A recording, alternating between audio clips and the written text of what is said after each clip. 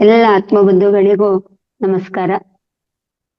ಹಾಗೆಯೇ ಇವತ್ತಿನ ಒಂದು ಸಮಗ್ರ ಜೀವನ ಶೈಲಿ ಅಂತ ಹೇಳ್ಬೋದು. ಮನೆ ಮದ್ದು ಹೇಳೋದ್ಕಿಂತನೂ ಇದನ್ನ ಹೇಳೋದ್ಕಿಂತ ಮೊದಲು ನಮ್ಮೆಲ್ಲರ ಗುರುಗಳಾದ ಸುಭಾಷ್ ಪತ್ರಿಜಿಯವರಿಗೂ, ಮಹಾವತಾರ್ ಬಾಬಾಜಿಯವರಿಗೂ ಹಾಗೂ ನನ್ನ ಆಧ್ಯಾತ್ಮ ಗುರುಗಳಿಗೂ, ಮಾರ್ಗದರ್ಶನ ತೋರಿದಂತ ಎಲ್ಲ ಗುರುಗಳಿಗೂ, ತಂದೆ ತಾಯಿಗಳಿಗೂ ಹಾಗೂ ಮಹಾವತಾರ್ ಫೌಂಡೇಶನ್ ನ ರಂಗನಾಥ್ ಸರ್ ಅವರಿಗೂ ಹಾಗೂ ರೇವತಿ ಮೇಡಮ್ ಅವರಿಗೂ ಅನಂತ ನಮಸ್ಕಾರಗಳನ್ನು ತಿಳಿಸುತ್ತಾ ಇವತ್ತಿನ ಒಂದು ಉಪನ್ಯಾಸ ಅಥವಾ ಮಹತ್ವ ಅಂದ್ರೆ ಯಾವ ವಿಷಯ ತಗೊಂಡಿದ್ರೆ ಅದನ್ನ ಮಹತ್ವವನ್ನು ತಿಳಿಸ್ಲಿಕ್ಕೆ ಇಷ್ಟಪಡ್ತೀನಿ. Thank you. ನೋಡಿ ಮಾಸ್ಟರ್, ಹೇಗೆ ಈಗ ಬೇಸಿಗೆಗಾಲ ಇನ್ನೇನು ಪ್ರಾರಂಭವಾಗಿದೆ. ಶಿವರಾತ್ರಿ ನಂತರ ಬೇಸಿಗೆ ಸ್ಟಾರ್ಟ್ ಆಗ್ಬಿಡುತ್ತೆ. ಬೇಸಿಗೆ ಕಾಲ ಬಂದಿದೆ. ನಾವು ಬೇಸಿಗೆ ಕಾಲದಲ್ಲಿ ನಮ್ಮ ಶರೀರವನ್ನು ಚೆನ್ನಾಗಿ ಇಟ್ಕೊಳ್ಳೋದು ತುಂಬಾ ಇಂಪಾರ್ಟೆಂಟ್. ಯಾಕಂದ್ರೆ ಡಿಹೈಡ್ರೇಷನ್ ಜಾಸ್ತಿ ಆಗ್ತಾ ಇರುತ್ತೆ ದೇಹದಲ್ಲಿ. ಅದಕ್ಕೆ ಬೇಸಿಗೆಗಾಲದಲ್ಲಿ ನಿಂಬೆಹಣ್ಣಿನ ಬಳಕೆ ಹೇಗೆ ಮಾಡೋದು ಅಂತ ನಾನಿವತ್ತು ಹೇಳಕ್ಕೆ ಇಷ್ಟಪಡ್ತೀನಿ. ಮಾನವನ ಜೀವನದಲ್ಲಿ ಪ್ರಕೃತಿಯ ಕೊಡುಗೆ ಅಪಾರ ಅಂತ ಹೇಳ್ತಾರೆ. ನಾವು ಆರೋಗ್ಯವಾಗಿ ಸಂತೋಷವಾಗಿ ಬದುಕಲು ಪ್ರಕೃತಿ ಅನೇಕ ಔಷಧಿಗಳನ್ನು ಉಚಿತವಾಗಿ ಕೊಟ್ಟಿದೆ. ಅವುಗಳಲ್ಲಿ ಒಂದು ನಿಂಬೆಹಣ್ಣು ಅಂತ ಹೇಳ್ಬೋದು. ಬೇಸಿಗೆ ಕಾಲದಲ್ಲಿ ನಿಂಬೆಹಣ್ಣಿನ ಮಹತ್ವ ತುಂಬಾ ದೊಡ್ಡದು. ಅದಕ್ಕಾಗಿ ಇವತ್ತು ನಾವು ಬೇಸಿಗೆ ಕಾಲದಲ್ಲಿ ನಿಂಬೆಹಣ್ಣಿನ ಬಳಕೆ ಎಂಬ ವಿಷಯದ ಬಗ್ಗೆ ಸ್ವಲ್ಪ ನಾವು ವಿಚಾರ ಮಾಡೋಣ. ಹಾಗೆಯೇ ಬೇಸಿಗೆ ಕಾಲದಲ್ಲಿ ಅಂದ್ರೆ ಪ್ರಕೃತಿಯ ಅಮೂಲ್ಯ ಔಷಧಿ ಅಂತ ಹೇಳ್ತಾರೆ ನಿಂಬೆಹಣ್ಣನ್ನು.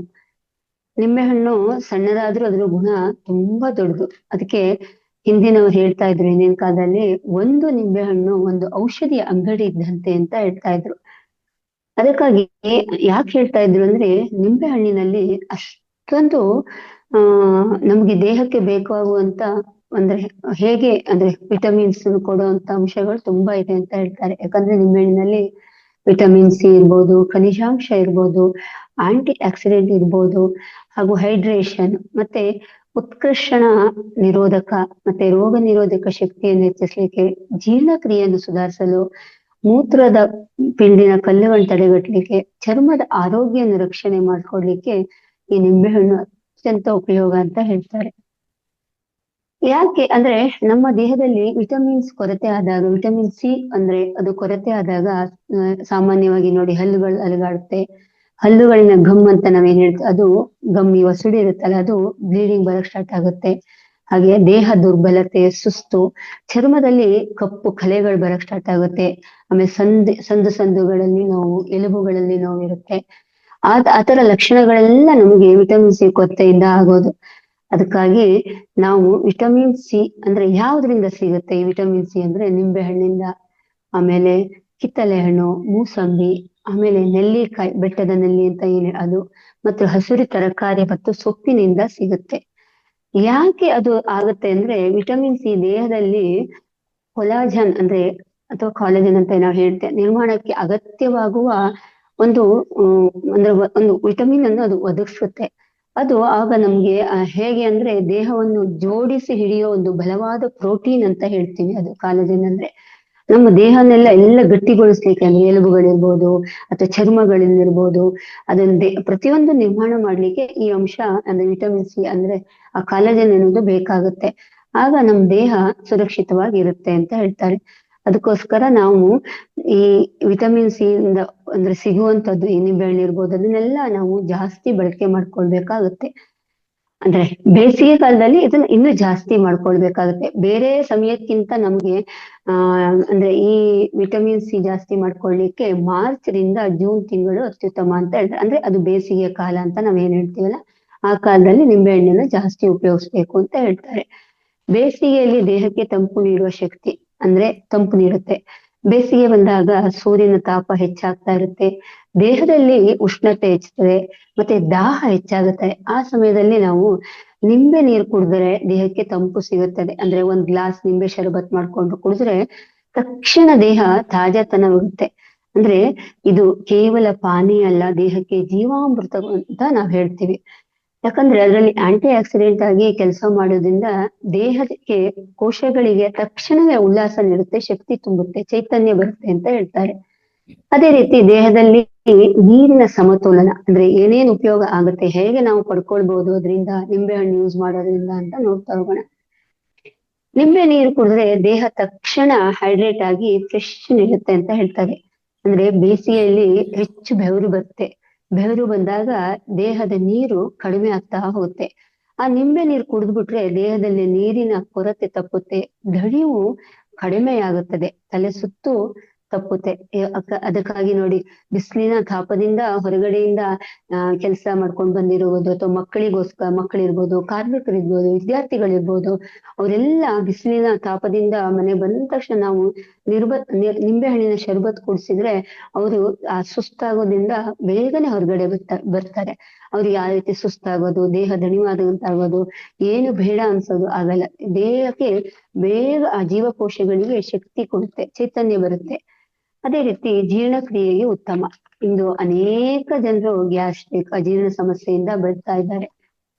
ಅಂದ್ರೆ ಅದು ಹೇಗೆ ಅಂದ್ರೆ, ಅದಕ್ಕೋಸ್ಕರ ನಾವು ಬೆಳಿಗ್ಗೆ ಎದ್ದ ತಕ್ಷಣ ಒಂದು ಖಾಲಿ ಹೊಟ್ಟೆಯಲ್ಲಿ ಅಂದ್ರೆ ಬಿಸಿ ನೀರಿಗೆ, ಬೆಚ್ಚಗಿನ ನೀರು ಅಂತ ನಾವು ಅದಕ್ಕೆ ನಿಂಬೆ ರಸ ಹಾಕಿ ಕುಡಿದರೆ ಹೊಟ್ಟೆ ಶುದ್ಧವಾಗುತ್ತೆ, ಜೀರ್ಣಕ್ರಿಯೆ ಸುಧಾರಣೆ ಆಗುತ್ತೆ, ಅಜೀರ್ಣ ಕಡಿಮೆ ಆಗುತ್ತೆ.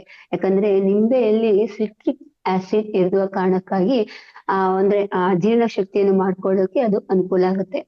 ಅದಕ್ಕಾಗಿ ಹಳೆಯ ಕಾಲದಲ್ಲೆಲ್ಲ ಊಟದ ಜೊತೆ ನಿಂಬೆಹಣ್ಣನ್ನು ಬಳಸ್ತಾ ಇದ್ದು. ಅಂದ್ರೆ ಅವರ ಆರೋಗ್ಯದ ಗುಟ್ಟು ಈ ನಿಂಬೆಹಣ್ಣೆ ಆಗಿತ್ತು. ಅವರು ಅದ ರಹಸ್ಯವನ್ನು ಅಂದ್ರೆ ನಮ್ಗೆ ಹೇಳ್ತಾ ಇದ್ರು, ಆದ್ರೆ ನಾವು ಅದನ್ನ ಅಂದ್ರೆ ಹಿಂದಿನ ಕಾಲದಿಂದ ನಡ್ಕೊಂಡು ಬಂದಿದೆ. ಎಷ್ಟೋ ಜನ ಈಗ ನಾವು ಅದನ್ನ ಬಿಟ್ಬಿಟ್ಟಿದ್ವಿ, ಬಳಕೆ ಮಾಡ್ತಾ ಇಲ್ಲ. ಅದೇ ರೀತಿ ರೋಗ ನಿರೋಧಕ ಶಕ್ತಿ ಹೆಚ್ಚಿಸೋ ಗುಣ ಚೆನ್ನಾಗಿದೆ ಈ ನಿಂಬೆಹಣ್ಣಲ್ಲಿ. ನಿಂಬೆಹಣ್ಣಲ್ಲಿ ಸಿ ವಿಟಮಿನ್ ಹೆಚ್ಚು ಇರೋ ಕಾರಣ ಇದು ದೇಹದ ರೋಗ ನಿರೋಧಕ ಶಕ್ತಿಯನ್ನು ಹೆಚ್ಚು ಆಗುತ್ತೆ.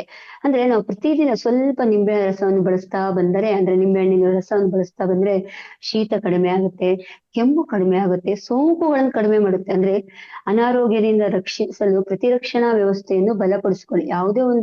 ನಮ್ಗೆ ಯಾವುದೋ ಒಂದು ರೋಗ ಬಂತು ಅಂದ್ರೆ ನಮ್ಮ ದೇಹದಲ್ಲಿ ಅಂದ್ರೆ ಈ ವಿಟಮಿನ್ ಸಿ ಜಾಸ್ತಿ, ಅಥವಾ ನಿಂಬೆಹಣ್ಣಿನ ನಾವು ಹೇಗೆ ಅಂದ್ರೆ ಅದರಿಂದ ಉತ್ಪತ್ತಿ ಮಾಡ್ಕೊಂಡ್ರೆ ನಮ್ಮ ದೇಹವನ್ನು ಬಲಪಡಿಸ್ಕೊಬಿಡೋದು. ನಮ್ಮಲ್ಲಿರೋ ವೈರಸ್ ಜಾಸ್ತಿ ಮಾಡ್ಕೊಂಡ್ರೆ ಹೊರಗಡೆಯಿಂದ ಬರುವ ವೈರಸ್ ಅನ್ನು ನಾವು ಅಂದ್ರೆ ಹೋರಾಡ್ಬೋದು. ಅಷ್ಟು ಅಂದ್ರೆ ಜೀವಕೋಶ ನಮ್ಮಲ್ಲೇ ಗಟ್ಟಿಯಾದ ಒಂದು ಜೀವಕೋಶ ಇರುತ್ತೆ ಅಂತ ಹೇಳ್ತಾರೆ. ಅದೇ ರೀತಿ ಚರ್ಮದ ಆರೋಗ್ಯ, ಇದರಲ್ಲಿ ಕೊಲಾಜನ್ ಅಂತ ಅಥವಾ ಕಾಲೇಜನ್ ಅಂತ ನಾವು ಉತ್ಪಾದನೆ, ತ್ವಚೆಯನ್ನು ಸುಕ್ಕುಗಟ್ಟನ್ನು ತಡೆಯುವ ಶಕ್ತಿ ಈ ವಿಟಮಿನ್ ಸಿ ಅಂತ ನಾವ್ ಹೇಳ್ತಾ, ಅಥವಾ ನಿಂಬೆಹಣ್ಣು ಅಂತ ಹೇಳಿ ಅದರಲ್ಲಿ ಇದೆ. ಬೇಸಿಗೆಯಲ್ಲಿ ನೋಡ್ತಿರ್ತೀರ, ಚರ್ಮದ ಸಮಸ್ಯೆ ತುಂಬಾ ಇರುತ್ತೆ. ಬೆವರು, ಧೂಳು, ಬಿಸಿಲು, ಚರ್ಮ ಹಾನಿ ಆಗ್ತಾ ಇರುತ್ತೆ. ಬಿಸಿಲಿಗೆ ಹೋದ ತಕ್ಷಣ ಸಾಕು ಚರ್ಮ ಎಲ್ಲ ಕಪ್ಪಾಗ್ಲಿಕ್ಕೆ ಸ್ಟಾರ್ಟ್ ಆಗುತ್ತೆ, ಚರ್ಮ ಒಣಗೋಗಿರುತ್ತೆ, ಆಮೇಲೆ ಸುಕ್ಕುಗಟ್ಟಿರ್ತಾ ಇರುತ್ತೆ, ಉರಿತಾ ಇರುತ್ತೆ. ಈ ನಿಂಬೆ ರಸ ನಾವು ಅಂದ್ರೆ ಈಗ ಶರಬತ್ ಮಾಡ್ಕೊಂಡು ಕುಡಿಯೋದು, ಅಥವಾ ನೀರಿಗೆ ಒಂದ್ ಸ್ವಲ್ಪ ಹಾಕೊಂಡು ಕುಡಿಯೋದು, ಅಥವಾ ಯಾವುದೇ ಪದಾರ್ಥದಲ್ಲಿ ಬಳಸೋದ್ರಿಂದ, ಅಡಿಗೆ ಮನೆಯಲ್ಲಿ ನಾವು ದಿನನಿತ್ಯ ಅಡಿಗೆ ಮಾಡ್ತಾ ಇರ್ತೀವಿ, ಅಡಿಗೆ ಮನೆಯಲ್ಲಿ ಈಗ ಬಳಸೋದ್ರಿಂದ ಒಳಗಿನಿಂದ ಅದು ಶುದ್ಧ ಮಾಡ್ತಾ ಹೋಗುತ್ತೆ. ಚರ್ಮಕ್ಕೆ ಕಂಗೊಳಿಸುವ ಒಂದು ಹೊಳಪು ನೀಡ್ತಾ ಇರುತ್ತೆ. ನಾವು ಹೊರಗಡೆಯಿಂದ ಬೇಕಾದ್ರೂ ಅದನ್ನ ನಿಂಬೆ ರಸವನ್ನ ಜೇನುತುಪ್ಪದೊಂದಿಗೆ ಹೊಚ್ಚಿದ್ರೆ ಚರ್ಮ ಕೂಡ ತುಂಬಾ ಹೊಳಪಾಗುತ್ತೆ. ಅಂದ್ರೆ ಡೈರೆಕ್ಟ್ ಬಳಸಬಾರ್ದು, ಅದು ನಿಂಬೆ ಜೇನುತುಪ್ಪದ ಜೊತೆಗೋ, ಅಥವಾ ಯಾವುದೋ ಒಂದು ಕಡಲೆ ಹಿಟ್ಟಿನ ಜೊತೆಗೋ, ಅಥವಾ ಮೊಸರಿನ ಜೊತೆಗೋ ಬಳಸ್ಬೋದು. ಅವಾಗ ಏನಾಗುತ್ತೆ, ಅದು ಫ್ರೆಶ್ ಹೊರಗಡೆಯಿಂದನೂ ಕೊಡುತ್ತೆ. ನಾವು ನಿಂಬೆ ರಸ ಹೊಟ್ಟೆಗೆ ತಗೊಂಡಾಗ ಒಳಗಡೆಯಿಂದನೂ ಕೂಡ ಅದು ಚರ್ಮವನ್ನು ಕಾಂತಿಯಾಗಲಿಕ್ಕೆ ಕಾರಣ ಆಗುತ್ತೆ. ಅದೇ ರೀತಿ ದಣಿವು ನಿವಾರಣೆ ಅಂತ ನಾವು ಹೇಳ್ತೀವಿ. ಅಂದ್ರೆ ಬೇಸಿಗೆಯಲ್ಲಿ ಸ್ವಲ್ಪ ಕೆಲಸ ಮಾಡಿದ್ರು ಕೂಡ ನಮಗೆ ಬೇಗ ದಣಿವು ಅಂದ್ರೆ ಸುಸ್ತಾಗಕ್ ಸ್ಟಾರ್ಟ್ ಆಗ್ಬಿಡುತ್ತೆ. ಆ ಸಮಯದಲ್ಲಿ ನಾವು ನಿಂಬೆ ಶರ್ಬತ್ತನ್ನು ಮಾಡ್ಕೊಂಡು ಕುಡಿದ್ರೆ ತಕ್ಷಣ ಶಕ್ತಿ ಬರುತ್ತೆ, ಮನಸ್ಸು ಹಗುರವಾಗುತ್ತೆ, ದೇಹ ತಾಜಾತನ ಬರುತ್ತೆ. ಅಂದ್ರೆ ನಿಂಬೆ ಅಂದ್ರೆ ಸ್ವಲ್ಪ ನೀರಿಗೆ ಸ್ವಲ್ಪ ಸಕ್ಕರೆನೋ ಅಥವಾ ಬೆಲ್ಲ ಹಾಕಿ ಅದಕ್ಕೆ ನಿಂಬೆ ರಸ ಹಾಕಿ ಕುಡಿಯೋದ್ರಿಂದ ನಮ್ಗೆ ತಕ್ಷಣ ಶಕ್ತಿ ಅಂದ್ರೆ ತಾಜಾತನ ಬರುತ್ತೆ, ಹುಮ್ಮಸ್ ಬರುತ್ತೆ, ದಣಿವು ನಿವಾರಿಸುತ್ತೆ. ಸಕ್ಕರೆ ಹಾಕೋಕ್ಕಿಂತ ಬೆಲ್ಲ ಹಾಕೋದು ಇನ್ನೂ ಅತ್ಯುತ್ತಮ. ಅದಕ್ಕೆ ಬೇಕಾದ್ರೆ ಒಂಚೂರು ಪೆಪ್ಪರ್ ಪುಡಿನೋ ಏನೋ ಜೀರಿಗೆ ಪುಡಿನೋ ಹಾಕೊಂಡ್ರೆ ಅತ್ಯುತ್ತಮವಾದ ಒಂದು ಜ್ಯೂಸ್ ಆಗುತ್ತೆ. ನಾವು ಹೊರಗಡೆ ತಗೊಂಡ್ ಕುಡಿಯೋದ್ಕಿಂತ ಮನೇಲೆ ಶುದ್ಧವಾಗಿ ಮಾಡ್ಕೊಳ್ಬಹುದು. ಯಾಕಂದ್ರೆ ನಿಂಬೆ ಹುಳಿ ದೇಹದೊಳಗೆ ಅದು ಕ್ಷಾರ ಧರ್ಮ ಅಂತ ನಾವ್ ಹೇಳ್ತೀವಿ, ಅಲೈನ್ ಎಫೆಕ್ಟ್ ಅಂತ ಹೇಳ್ತೀವ, ಉಂಟು ಮಾಡುತ್ತೆ. ಅದರಿಂದ ದೇಹ ಹಗೂರವಾಗಿ ದೇಹದೊಳಗಿನ ಅಸಮತೋಲನವನ್ನು ಕಡಿಮೆ ಮಾಡಲು ಅದು ಹೆಲ್ಪ್ ಆಗುತ್ತೆ ಅಂತ ಹೇಳ್ತಾರೆ. ಅದಕ್ಕೆ ನಿಂಬೆಹಣ್ಣಿನ ಜ್ಯೂಸ್ ಅನ್ನು ಜಾಸ್ತಿ ಅಂದ್ರೆ ನಿಂಬೆಹಣ್ಣನ್ನು ಜಾಸ್ತಿ ಬಳಸೋದ್ರಿಂದ ಅಂದ್ರೆ ದೇಹದಲ್ಲಿ ಶಕ್ತಿ ಬರುತ್ತೆ. ಮತ್ತೆ ಅಂದ್ರೆ ಜೀರ್ಣ ಆಗ್ಲಿಕ್ಕೆ ಸಹಕಾರಿಯಾಗುತ್ತೆ. ಮತ್ತೆ ಹೃದಯ ಮತ್ತು ಮೂತ್ರಪಿಂಡದ ಆರೋಗ್ಯಕ್ಕೂ ಕೂಡ ತುಂಬಾ ಒಳ್ಳೆಯದು. ನಿಂಬೆಯಲ್ಲಿರುವ ಪೊಟ್ಯಾಷಿಯಂ ರಕ್ತದೊತ್ತಡವನ್ನು ನಿಯಂತ್ರಿಸಲು ಸಹಾಯ ಮಾಡುತ್ತೆ. ಅಂದ್ರೆ ಮೂತ್ರಪಿಂಡದಲ್ಲಿ ಕಲ್ಲು ಆಗದಂತೆ ತಡೆದು ತಡಿಲಿಕ್ಕೆ ಸಹಾಯ ಮಾಡುತ್ತೆ ಅಂತ ಹೇಳ್ತಾರೆ. ಅದಕ್ಕಾಗಿ ಈ ವಿಟಮಿನ್ ಸಿ ಯಾವುದ್ರಲ್ಲಿ ಸಿಗುತ್ತೋ ನಿಂಬೆ ಹಣ್ಣು ಇರ್ಬೋದು, ಅಥವಾ ಕಿತ್ಲೆ ಹಣ್ಣು ಇರ್ಬೋದು, ಅಥವಾ ಮೂಸಂಬಿ ಹಣ್ಣು ಇರ್ಬೋದು, ನೆಲ್ಲಿಕಾಯಿ ಇರ್ಬೋದು, ಅಥವಾ ಹಸಿರು ತರಕಾರಿಗಳು, ಸೊಪ್ಪುಗಳು, ಇದರಿಂದ ಕೂಡ ನಮಗೆ ಅಂದ್ರೆ ವಿಟಮಿನ್ ಸಿ ಸಿಗ್ತಾ ಹೋಗುತ್ತೆ. ಅಂದ್ರೆ ನಾವು ನಿತ್ಯ ನಿಂಬೆಹಣ್ಣನ್ನು ಯಾವ ತರ ಬಳಸ್ಬೋದು ಅಂದ್ರೆ ಶರಬತ್ತಲ್ಲಿ ಬಳಸ್ಬೋದು, ಅಥವಾ ಬರೀ ಖಾಲಿ ಹೊಟ್ಟೆಯಲ್ಲಿ ಸ್ವಲ್ಪ ಉಪ್ಪು ಹಾಕಿ ಬಿಸಿ ನೀರು ಹಾಕಿ ಕುಡಿಬೋದು, ಸಲಾಡ್ ಮೇಲೆ ಹಾಕೊಂಡು ತಿನ್ಬೋದು, ಮಜ್ಜಿಗೆಗೆ ಮತ್ತೆ ನಿಂಬೆ ರಸವನ್ನು ಬೆಳೆಸ್ಬೋದು, ಉಪ್ಪಿನಕಾಯಿ ಮಾಡ್ಕೊಂಡು ತಿನ್ಬೋದು, ಬಿಸಿ ನೀರಿಗೆ ಹಾಕೊಂಡು ಹೆಚ್ಚಾಗಿ ಎಲ್ಲರೂ ಕುಡಿತಾ ಇರ್ತಾರೆ. ಆ ರೀತಿ ಕುಡಿಯೋದ್ರಿಂದ ನಮ್ಮಲ್ಲಿ ವಿಟಮಿನ್ ಸಿ ಹೆಚ್ಚಾಗ್ತಾ ಬರುತ್ತೆ. ಅದೇ ರೀತಿ ನಮಗೆ ಪಿತ್ತದಿಂದ ವಾಂತಿ ಬರುವ ಸಂದರ್ಭ ಇರುತ್ತೆ. ಪಿತ್ತ ಹೆಚ್ಚಾದಾಗ ಅಂದ್ರೆ ದೇಹದಲ್ಲಿ ಉಷ್ಣತೆ ಹೆಚ್ಚಾದಾಗ ಪಿತ್ತ ಆಗುತ್ತೆ.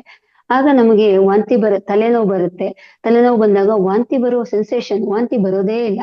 ಆಗ ನಾವೇನ್ ಮಾಡ್ಬೇಕು, ಸ್ವಲ್ಪ ಉಗುರು ಬೆಚ್ಚಗೆ ನೀರಿಗೆ ನಿಂಬೆ ರಸ ಮತ್ತು ಉಪ್ಪು ಹಾಕೊಂಡು ಕುಡಿದ್ರೆ ಒಂದ್ 5 ನಿಮಿಷಕ್ಕೆ ವಾಂತಿ ಆಗುತ್ತೆ. ಅವಾಗ ನಮ್ಗೆ ತಲೆನೋವು ಕಡಿಮೆ ಆಗುತ್ತೆ. ಮತ್ತೆ ಅದ್ರ ದೇಹವು ದಣಿದಿರುತ್ತೆ. ಮತ್ತೆ ಹೊಟ್ಟೆಯಲ್ಲಿ ಒಂಥರ ತೊಳಸುವಂತ ಅನುಭವ ಅದು ಕೂಡ ಕಡಿಮೆ ಆಗುತ್ತೆ. ಈಗ ತಲೆನೋವು ಬರ್ತಾ ಇರುತ್ತೆ, ಬಿಸಿಲಿನ ತಾಪಕ್ಕೆ ತಲೆನೋವು ಬರ್ತಾ ಇರುತ್ತೆ, ನಿಂಬೆ ಹಣ್ಣಿನ ರಸಕ್ಕೆ ಸ್ವಲ್ಪ ಕೊಬ್ಬರಿ ಎಣ್ಣೆ ಹಾಕಿ ಮಸಾಜ್ ಮಾಡೋದ್ರಿಂದ ಇಮಿಡಿಯೇಟ್ ಅದೇನು ಕೊಡಬೇಕಾದ್ರೆ ನೆತ್ತಿಗೆ ಹಾಕಿ ಮಸಾಜ್ ಮಾಡ್ಕೋಬಹುದು. ಅದು ಕೂಡ ಕಡಿಮೆ ಆಗ್ತಾ ಬರುತ್ತೆ. ಹಾಗೆ ಈಗ ಒಣಗಿರುವಂತ ನಿಂಬೆ ಚಾಟ್ ಇರುತ್ತೆ. ಈ ನಿಂಬೆ ಚಿತ್ರಾನ್ನಕ್ಕೆಲ್ಲ ಬಳಸ್ತಾ ಇರ್ತೀವಿ. ಅದೇ ರೀತಿ ಅಂದ್ರೆ ಉಪ್ಪಿನಕಾಯಿಗೆಲ್ಲ ಬಳಸ್ತಾ ಇರ್ತೀವಿ. ನಾವು ಜ್ಯೂಸ್ ಆ ನಿಂಬೆ ಹಣ್ಣಿನ ಸಿಪ್ಪೆ ಇರುತ್ತೆ, ಅದನ್ನು ಕೂಡ ನಾವು ಚಾಟ್ ತರ ಬಳಸ್ಕೊಳ್ಬಹುದು. ಅಂದ್ರೆ ನಿಂಬೆ ಹಣ್ಣು ಸಣ್ಣ ಕಟ್ ಮಾಡಿ ಅದಕ್ಕೆ ಸ್ವಲ್ಪ ಜೀರಿಗೆ ಪುಡಿ, ಸ್ವಲ್ಪ ಪೆಪ್ಪರ್ ಪುಡಿ, ಉಪ್ಪು ಹಾಕಿ ಬಿಸಿಲಿನಲ್ಲಿ ಒಣಗಿಸಿಟ್ಕೊಂಡ್ರೆ ನಾವು ಈಗ ಅಂದ್ರೆ ಜರ್ನಿ ಎಲ್ಲ ಮಾಡ್ಬೇಕಾದ್ರೆ ಹೊಟ್ಟೆಯಲ್ಲಿ ತೊಳಸ್ದಾಗ ಅನುಭವ ಆಗುತ್ತೆ, ವಾಂತಿ ಬರುವಂತ ಅನುಭವ ಆಗ್ತಾ ಇರುತ್ತೆ. ಆಗ ನಾವು ಚಾಟ್ ಮಾಡಿ ಇಟ್ಕೊಂಡು ಬಾಯಿ ಸ್ವಲ್ಪ ಹಾಕಿ ಇಟ್ಕೊಂಡ್ರೆ ಅದನ್ನ ನಾವು ತಡ್ಕೊಳ್ಬಹುದು. ಅಂದ್ರೆ ವಾಮಿಟ್ ಆಗೋ ಸೆನ್ಸೇಷನ್ ಹೋಗುತ್ತೆ, ಮತ್ತೆ ವಾಮಿಟ್ ಕೂಡ ಆಗಲ್ಲ. ಅದನ್ನ ತಡೆಯೋ ಶಕ್ತಿ ಇದಕ್ಕೆ ಅಂದ್ರೆ ಚಾಟ್ ಅಂತ ನಾವ್ ಏನ್ ಮಾಡಿ ಇಟ್ಕೊಳ್ಳುತ್ತೋ ಅದ್ರಲ್ಲಿ ಇರುತ್ತೆ. ಅದೇ ರೀತಿ ಬಿಕ್ಕಳಿಕೆ ಬರುತ್ತೆ. ಹೆಚ್ಚಾಗಿ ಒಂದ್ಸತಿ ಬಿಕ್ಕಳಿಕೆ ಸಡನ್ ಆಗಿ ಬಂದ್ಬಿಡುತ್ತೆ. ಆಗ ಒಂದು ಚೂರು ನಿಂಬೆ ಕಡಿ ಅಂದ್ರೆ ಸಣ್ಣ ಪೀಸ್ ಅನ್ನು ನಾವು ನಾಲಿಗೆ ಮೇಲೆ ಉಪ್ಪು ಹಾಕಿ ಇಟ್ಕೊಂಡು ಆ ರಸ ನುಂಗ್ತಾ ಬಂದಾಗ ಬಿಕ್ಕಳಿಕೆ ಕೂಡ ಕಡಿಮೆ ಆಗ್ತಾ ಇರುತ್ತೆ. ಮತ್ತೆ ಕಾಲ್ ನೋವು ಇರುತ್ತೆ. ಎಷ್ಟೋ ಸರಿ ನಾವು ಕಾಲು ತುಂಬಾ ಸರಿ ವಾಕ್ ಮಾಡಿದಾಗ ತುಂಬಾ ಕೆಲಸ ಮಾಡಿದಾಗ ನಮ್ಮ ದೇಹದಲ್ಲಿ ಚಲನೆ ಜಾಸ್ತಿ ಆಗಿರುತ್ತೆ. ಆಗ ಏನಾಗುತ್ತೆ, ಕಾಲೆಲ್ಲ ಹಿಡ್ಕೊಂಡಂಗಾಗುತ್ತೆ, ಕಾಲ್ ನೋವು ಬರುತ್ತೆ. ಆವಾಗ ನಿಂಬೆ ರಸಕ್ಕೆ ಸ್ವಲ್ಪ ಕೊಬ್ಬರಿ ಎಣ್ಣೆ ಹಚ್ಚಿ ಚೆನ್ನಾಗಿ ಮೇಲಿಂದ ಕೆಳಗಡೆ ಮಸಾಜ್ ಮಾಡಿದಾಗ ಆ ಕಾಲ್ ನೋವು ಕೂಡ ಅಂದ್ರೆ ಕಡಿಮೆಯಾಗಿ ಒಳ್ಳೆ ನಿದ್ರೆ ಕೂಡ ಬರ್ತಾ ಇರುತ್ತೆ. ಅದೇ ರೀತಿ ಅಂದ್ರೆ ನಿಂಬೆಹಣ್ಣಿಂದ ಅನೇಕ ಉಪಯೋಗ ಇದೆ. ಅದನ್ನ ನಾವು ಹೇಗೆ ಬಳಸ್ಕೊಳ್ತೀವಿ ಅಂತ. ಅದೇ ರೀತಿ ತಲೆ ಹೊಟ್ಟು ಸಾಮಾನ್ಯ ಈ ಬೇಸಿಗೆಗಾಲ ಶುರುವಾಯ್ತು ಅಂದ್ರೆ ಒಂದೊಂದೇ ಬರುತ್ತೆ. ತಲೆಯಲ್ಲಿ ಒಂದ್ ಸ್ವಲ್ಪ ಹೊಟ್ಟಾಗೋದು, ಹುಣ್ಣಾಗೋದು, ಬೆವರೋದು ಅದೆಲ್ಲ ಆಗ್ತಾ ಇರುತ್ತೆ. ಆಗ ತಲೆ ಹೊಟ್ಟಿಗೆ ನಾವು ನಿಂಬೆಹಣ್ಣಿನ ರಸಕ್ಕೆ ಸ್ವಲ್ಪ ಕೊಬ್ಬರಿ ಎಣ್ಣೆ ಹಾಕಿ ತಲೆ ಸ್ನಾನ ಮಾಡೋಕ್ಕಿಂತ ಒಂದು 1/4 ಗಂಟೆ ಮುಂಚೆ ತಲೆಗೆ ಹಚ್ಕೊಂಡು ತಲೆ ಸ್ನಾನ ಮಾಡಿದ್ರೆ ಹೊಟ್ಟು ಕೂಡ ಕಡಿಮೆ ಆಗುತ್ತೆ. ಅದು ತುಂಬಾ ಚೆನ್ನಾಗಿ ಕೆಲಸ ಮಾಡ್ತಾ ಇರುತ್ತೆ. ನಾವು ಮೊಸರಿಗೆ ಅಂದ್ರೆ ತುಂಬಾ ನಮ್ಮ ದೇಹ ಹೀಟ್ ಆದಾಗ ಕಡ್ದಿರೋ ಮಜ್ಜಿಗೆ ಅಂತ ಏನ್ ಹೇಳ್ತೀವಿ, ಅದಕ್ಕೆ ಸ್ವಲ್ಪ ನಿಂಬೆ ರಸ ಹಾಕಿ ಕುಡಿದ್ರೆ ಇಮ್ಮಿಡಿಯೇಟ್ ನಮಗೆ ತುಂಬಾ ಹೀಟ್ ಆಗಿರೋದು ಕಡಿಮೆ ಆಗ್ತಾ ಬರುತ್ತೆ. ಅದಕ್ಕೆ ನಾವು ನಿಂಬೆಹಣ್ಣನ್ನು ಹೇಗೆ ಬಳಸ್ಕೊಳ್ತೀವಿ ಅನ್ನೋದು ಮುಖ್ಯ. ಅಂದ್ರೆ ನಾವು ಯಾವ್ದ್ರ ಜೊತೆ ಬೇಕಾದ್ರೂ ನಾವು ಆಡ್ ಮಾಡ್ಕೊಂಡು ತರಕಾರಿ ಕಟ್ ಮಾಡ್ಕೊಂಡು ಹಾಕೊಂಡು ತಿನ್ಬೋದು. ಆದ್ರೆ ಜಾಸ್ತಿ ಬಳಸ್ಬೇಕು ನಿಂಬೆಹಣ್ಣನ್ನ ಬೇಸಿಗೆ ಕಾಲದಲ್ಲಿ.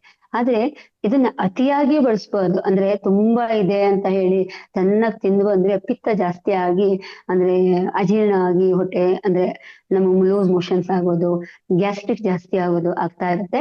ಅದಕ್ಕಾಗಿ ಮಿತ ಪ್ರಮಾಣದಲ್ಲಿ ಬಳಸ್ಬೇಕು. ಆದ್ರೆ ಡೈಲಿ ಬಳಸೋದು ಉತ್ತಮ. ಒಂದೇ ದಿನ ಬಳಸೋದ್ಕಿಂತ ದಿನೇ ದಿನ ಚಿತ್ರಾನ್ನ ಮಾಡೋದಿರ್ಬೋದು, ಆಮೇಲೆ ಚಟ್ನಿ ಮಾಡ್ಕೊಳ್ಬೋದು, ಅದರಿಂದ ತಂಬಳಿ ಮಾಡ್ಕೊಳ್ಬೋದು, ಆಮೇಲೆ ಉಪ್ಪಿನಕಾಯಿ ತರ ಮಾಡ್ಕೊಂಡು ಡೈಲಿ ಸ್ವಲ್ಪ ತಿನ್ನೋದು. ಅದೇ ತರ ಪ್ರತಿದಿನ ಬಳಸೋದು ತುಂಬಾ ಒಳ್ಳೆ. ಇದು ಅತ್ಯಂತ ಬೇಸಿಗೆಗಾಲದಲ್ಲಿ ಅದ್ಭುತವಾದ ಒಂದು ಶಕ್ತಿ ಕೊಡೋ ಒಂದು ಅಮೃತ ಅಂತಾನೆ ಹೇಳ್ಬೋದು. ಅದಕ್ಕೋಸ್ಕರ ಯಾವಾಗ್ಲೂ ನಾವು ಈ ನಿಂಬೆ ಹಣ್ಣನ್ನು ಬಳಸೋದು ಅತ್ಯುತ್ತಮ ಅಂತ ಹೇಳ್ತೀವಿ.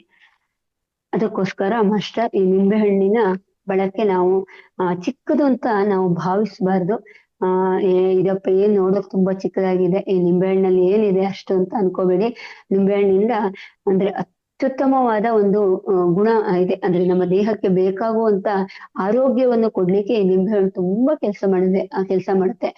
ಅಂದ್ರೆ ಸಣ್ಣದಾಗಿದ್ರು ಅದು ಉಪಯೋಗ ದೊಡ್ಡದು. ನೋಡ್ಲಿಕ್ಕೆ ಸಣ್ಣದಿರುತ್ತೆ, ಆದ್ರೆ ಅದ್ರ ಉಪಯೋಗ ದೊಡ್ಡದು. ಅದ್ರದ್ದು ಒಂದು ಪ್ರತಿಯೊಂದು ಎಲೆ ಇರ್ಬೋದು, ಅದ್ರ ಕಾಂಡ ಇರ್ಬೋದು, ಆಮೇಲೆ ಹಣ್ಣು ಇರ್ಬೋದು, ಅದ್ರ ಕಾಯಿ ಇರ್ಬೋದು, ಅದ್ರ ಹೂ, ಪ್ರತಿಯೊಂದು ಉಪಯೋಗ ಇದೆ. ಇಲ್ಲಿ ನಾನು ಇವತ್ತು ಹೇಳಿದ್ದು ಬರೀ ನಿಂಬೆಹಣ್ಣಿನ ರಸ, ಅಂದ್ರೆ ನಿಂಬೆಹಣ್ಣು ಮಾತ್ರ ಹೇಳಿದ್ದೀನಿ. ಎಲೆಯಿಂದನೂ ತುಂಬಾ ಉಪಯೋಗ ಇದೆ. ಅಂದ್ರೆ ಮಕ್ಕಳಿಗೂ ಕೂಡ ಈ ನಿಂಬೆ ರಸನ ಜೇನುತುಪ್ಪದೊಂದಿಗೆ ಕಲಸಿ ಕೊಟ್ರಾಗ ಕೆಮ್ಮು ಅಥವಾ ಗಂಟ್ಲಲ್ಲಿ ಕಫ ಏನಿರುತ್ತಾ ಅದು ಹೊರಗಡೆ ಹಾಕ್ಲಿಕ್ಕೆ ತುಂಬಾ ಉಪಯೋಗ ಇದೆ. ಅಂದ್ರೆ ಪ್ರತಿಯೊಂದ್ರಲ್ಲೂ ಅದು ನಿಂಬೆ ಹಣ್ಣನ್ನು ಬಳಸ್ಬೋದು. ಒಂದು ಅಂದ್ರೆ ಜ್ಯೇಷ್ಠಮಧು ಅಂತ ಬರುತ್ತೆ, ಅದನ್ನ ತೆಗಿಬೇಕಾದ್ರೆ ನಿಂಬೆ ಹಣ್ಣಿನ ಜೊತೆಗೆ ನಾವು ಅದನ್ನ ತೆಗೆದು ಗಂಧದ ತರ ಮಾಡಿ ಅದನ್ನ ನಿಂಬೆ ರಸ ಹಾಕಿ ಕೊಟ್ಟಾಗ ನಮ್ಮ ಗಂಟ್ಲಲ್ಲಿ ಕೆಮ್ಮು ಬಂದಿರುತ್ತೆ, ಒಣ ಕೆಮ್ಮು ಅಂತ ನಾವ್ ಅದು ತುಂಬಾ ಚೆನ್ನಾಗಿ ಕೆಲಸ ಮಾಡ್ತಾ ಹೋಗುತ್ತೆ. ಮಕ್ಕಳಿಗೂ ಕೂಡ ಇದನ್ನ ಕೊಡ್ಬೋದು, ದೊಡ್ಡವರಿಗೆ ಅಂತಲ್ಲ. ಅದಕ್ಕೋಸ್ಕರ ಪ್ರತಿಯೊಂದ್ರಲ್ಲೂ ಬಳಸ್ಬೋದು. ಈ ದೊಡ್ಡ ಪತ್ರೆ ಬಳಸ್ತೀವಿ, ದೊಡ್ಡ ಪತ್ರೆಯಲ್ಲಿ ಜಜ್ಜಿದಾಗ ಅದ್ರ ರಸ ನಮ್ಮ ಮಕ್ಕಳಿಗೆ ಕೊಡ್ತೀವಿ. ಕೆಮ್ಮು ಬಂದಾಗ, ಥಂಡಿ ಬಂದಾಗ, ಜ್ವರ ಬಂದಾಗ ಅದಕ್ಕೊಂಚೂರು ನಿಂಬೆಹಣ್ಣು ರಸ ಸ್ವಲ್ಪ ಬೆಲ್ಲ ಹಾಕಿ ಕೊಡಿ.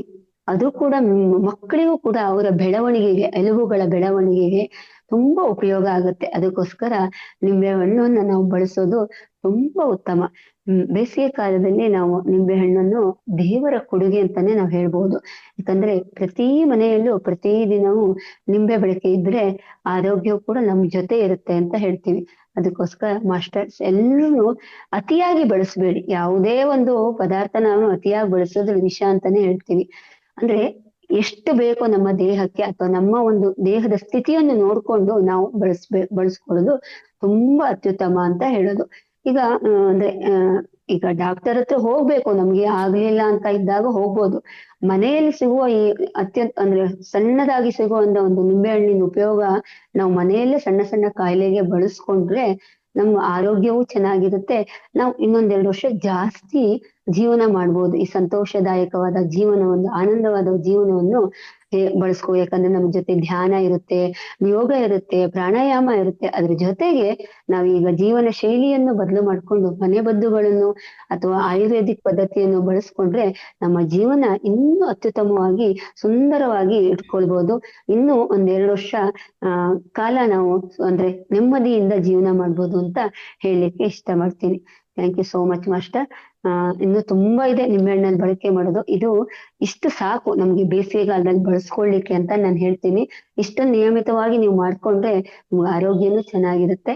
Thank you so much. ಯಾಕಂದ್ರೆ ಅವಕಾಶ ಕೊಟ್ಟಂತಹ ರೇವತಿ ಮೇಡಮ್, ಕೇಳಿದಂತಹ ಎಲ್ಲ ಆತ್ಮ ಬಂಧುಗಳಿಗೂ ಹಾಗೂ ಮಹಾವತಾರ್ ಫೌಂಡೇಶನ್ ನ ರಂಗನಾಥ್ ಸರ್ ಅವರಿಗೂ ಹಾಗೂ ನನ್ನ ಎಲ್ಲ ಧ್ಯಾನಕ್ಕೆ ಅಂದ್ರೆ ಮಾರ್ಗದರ್ಶನ ಮಾಡಿದಂತ ಗುರುಗಳಿಗೂ ಕೂಡ ಅನಂತವಾದ ಧನ್ಯವಾದಗಳನ್ನು ತಿಳಿಸುತ್ತಾ ಇವತ್ತಿನ ಒಂದು ಅಂದ್ರೆ ನಿಂಬೆಹಣ್ಣಿನಲ್ಲಿ ಬೇಸಿಗೆಯಲ್ಲಿ ನಿಂಬೆಹಣ್ಣಿನ ಬಳಕೆ ಅನ್ನುವುದ ಒಂದು ಉಪನ್ಯಾಸವನ್ನು ಸಂಪನ್ನಗೊಳಿಸ್ತಾ ಇದ್ದೇನೆ. Thank you so much.